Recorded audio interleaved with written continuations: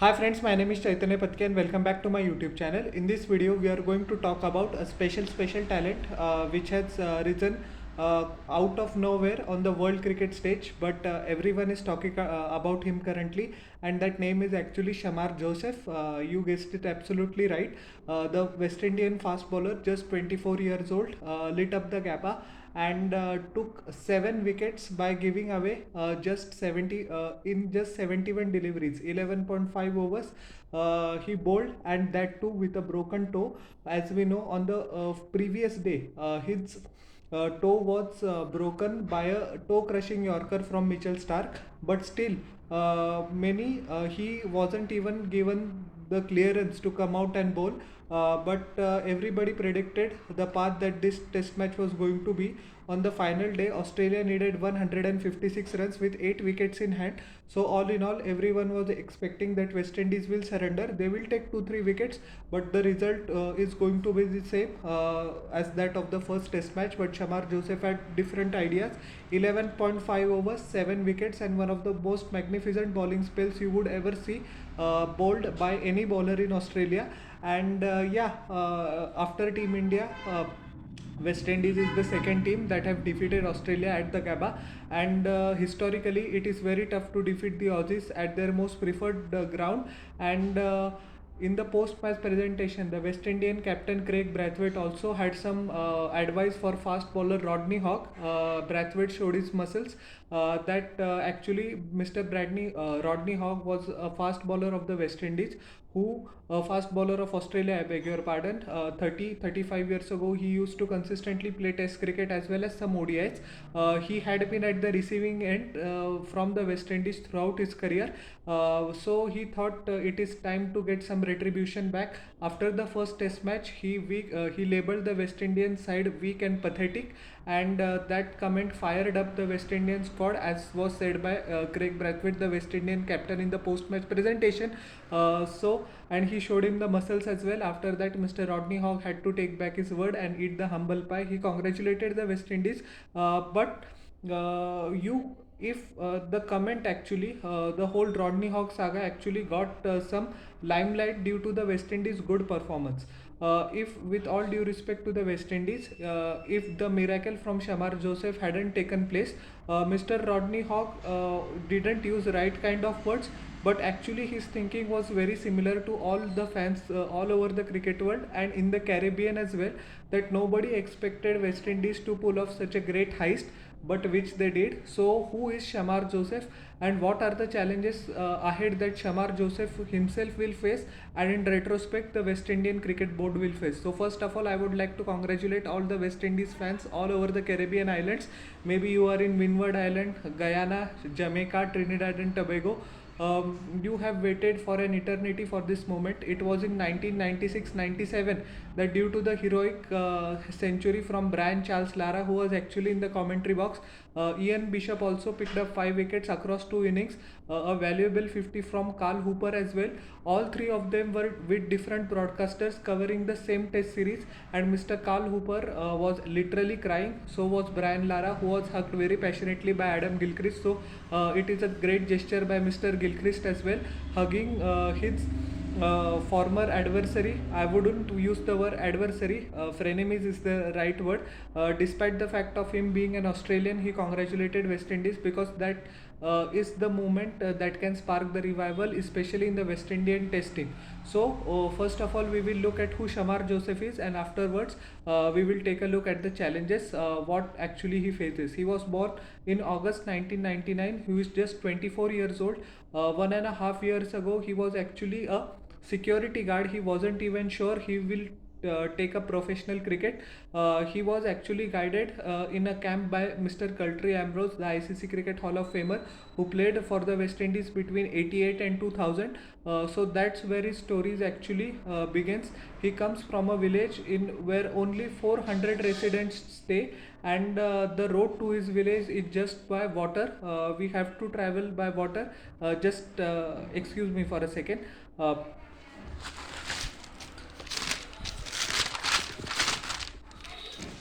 He's actually Barakara is the name of the village. It is a tropical village of just 400 or less people. Timber logging was his primary vocation.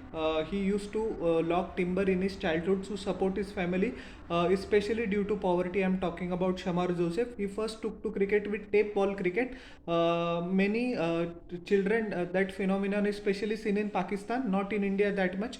But tape ball cricket gives us actually some lessons about swing bowling. There is a lot of difference between the hard cricket ball which we use in test cricket and first class cricket and the tape ball, but at least the fast bowler can learn the basics or enhance his skills, his speed, etc., etc.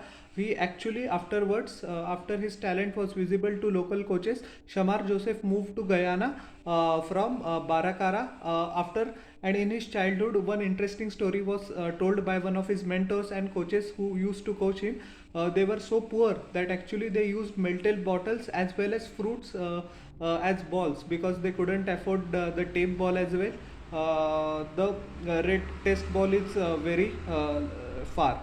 So after that, he joined the New Amsterdam, in which he went to the Tucker Park Cricket Club in Guyana, and afterwards his talent was recognized by lots of coaches, and he was especially thrusted into the system to make ends meet. He worked as a security guard as well. Can you believe it?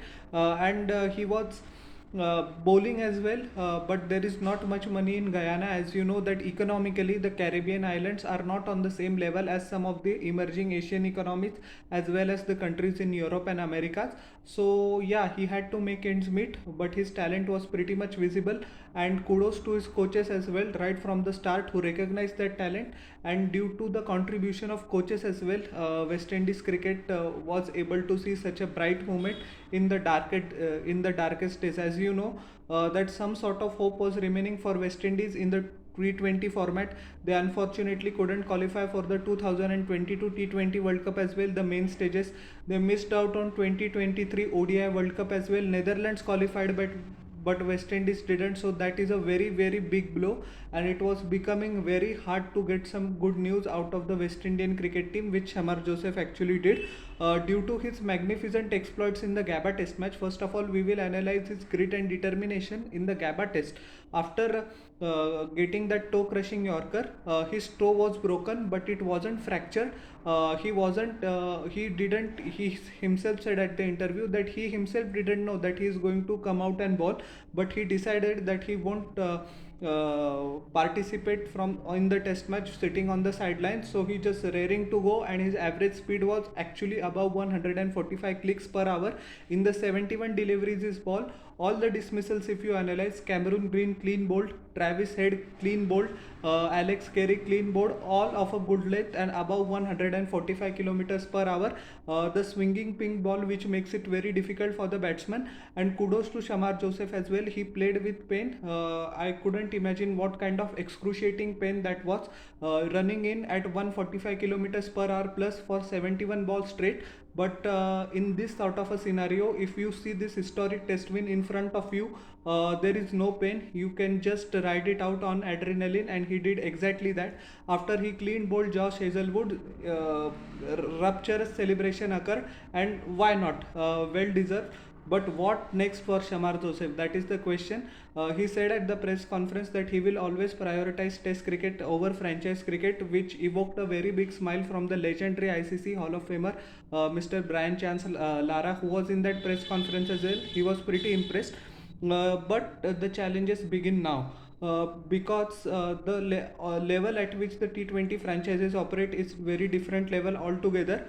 Brian Charles Lara said that he needs to be protected, Shamar Joseph, from the rigors of T20 cricket, not Test cricket, T20 cricket. He already had two offers actually, even before he could make his Test debut. One in the International League T20, which is currently being placed in the United Arab Emirates.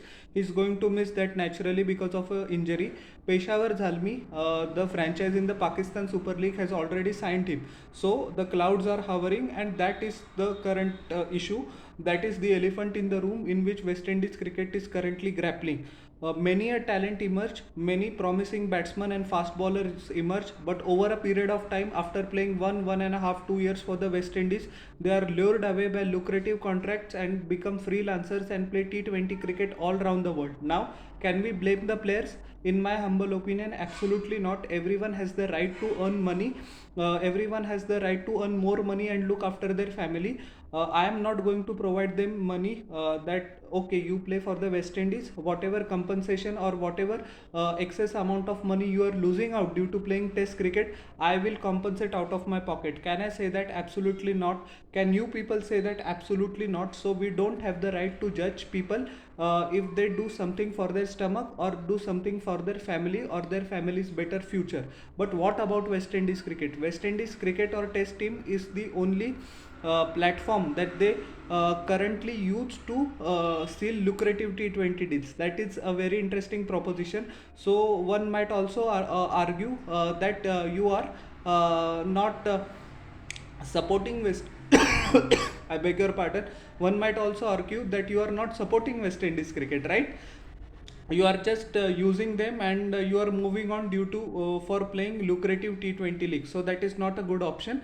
But what can be done? So the first step that is taken by the West Indies cricket board is that they have decided to award him with a retainer contract, from franchise contract to international retainer contract. So that is a good thing. The West Indies cricket board said that in a statement, his extraordinary talent and steadfast dedication serve as the cornerstone of our team's recent triumph at the Gabba, and such promise merits his due recognition. Cricket West Indies Director of Cricket Enoch Lewis said on Thursday, Shamar has not just been rewarded with a retainer contract, he has earned it.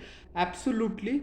So he will at least earn money, which is going to bring the threat of T20 leagues down to much of an extent.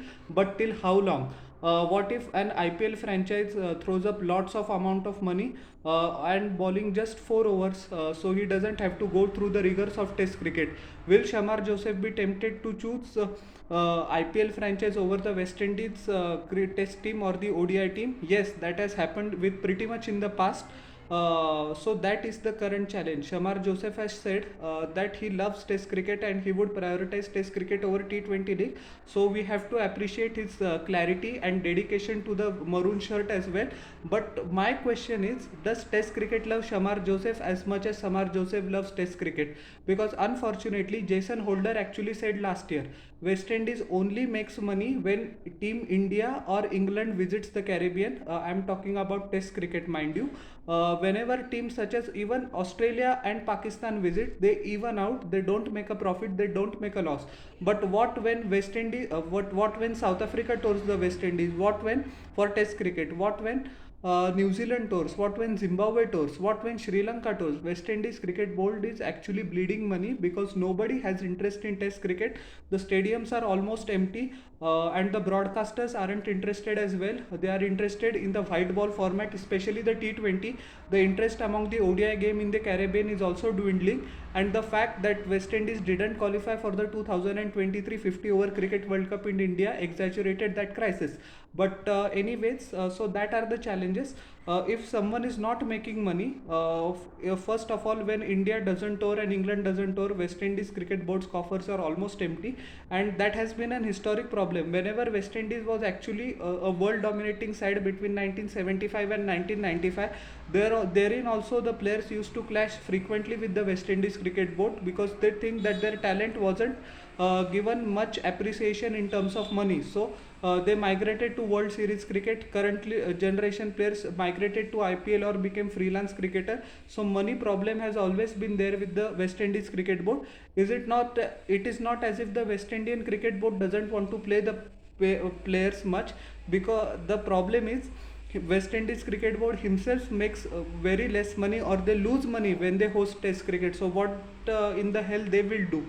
So if nobody is right and nobody is wrong as well. But yeah, Shamar Joseph needs to go through such dilemmas as through all cricketers. So first of all, the good step is taken by West Indies cricket. At least we have to reward his dedication, and yeah. So whether he will prefer Test cricket in the future, when IPL franchise or a Big Bash contract or a Pakistan Super League contract, he will play with Peshawar Zalmi, offer truckloads of money more, just 4 overs to bowl in one match, and lots of comforts and perks along with the money. What will he choose? Will he choose Test cricket? He is saying that he will But even if he doesn't, we cannot blame him. But at least I'm saying again that good step by the West Indies Cricket Board to give him a retainer contract, so that at least he will earn more, and the sharks which are circling around Shamar Joseph for his services in the T20 squad will at least stay away for some time, not a lot of time but some time. So hopefully he prioritizes test cricket going forward. West Indies itself doesn't play test cricket too often these days, so that will also be the problem. Darren Sammy has also said that he has a good headache ahead of the T20 World Cup. He is also thinking about bringing Shamar Joseph into the ODI squad as well as the T20 squad. Currently the 3-match ODI series is going on between Australia and the West Indies. He isn't part of it because he wasn't selected at first, but afterwards he recovers from his toe injury. He definitely will be a selection. So interesting times. What will you think? Will Shamar Joseph still prioritize Test cricket, or he will go the freelance way as most of his predecessors did? So how did you tell me in the comment section below, and how did you like my analysis of this situation? Please tell that also, and don't forget to like, share, and subscribe to my channel, and press the bell icon for further notifications. We'll meet in the next video. Till then, everyone, bye.